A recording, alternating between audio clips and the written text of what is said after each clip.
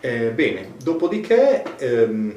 la sezione seguente riguarda i cosiddetti tests, cioè le prove che di solito sono prove semi-quantitative che aiutano nella definizione della purezza della sostanza, anche se non sono esattamente le prove della purezza. Ad esempio possono essere dei test sull'aspetto della soluzione, cioè quando la sostanza la metti in soluzione che aspetto deve avere, che colore, come deve essere la soluzione stessa, qual è il pH, l'acidità o l'alcalinità di una soluzione della sostanza in esame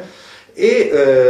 alcune diciamo, indicazioni su ad esempio possibili impurezze, quali sono e come fare a evidenziare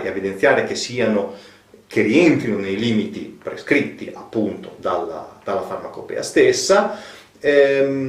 oppure qual è la possibile quantità di umidità contenuta, le ceneri residue, eccetera, eccetera. Una serie di test, diciamo, abbastanza comuni per tutte le sostanze che servono a definire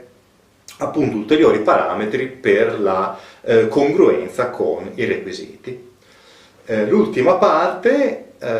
quella appunto di cui dicevo prima, è la parte cosiddetta assay, che in italiano normalmente viene tradotto come saggio, cioè l'analisi quantitativa della sostanza. Questa è l'analisi che viene descritta in maniera abbastanza succinta dalla farmacopea,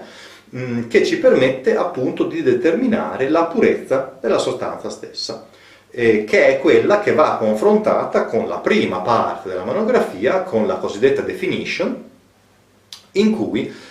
si diceva appunto quale deve essere la purezza minima che deve avere la sostanza per poter essere usata a scopo farmaceutico.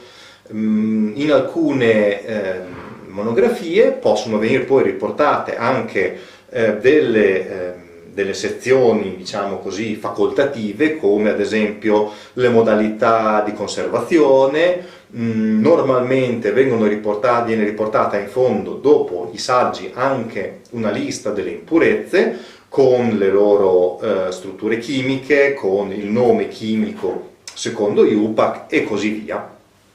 per completezza appunto di informazione.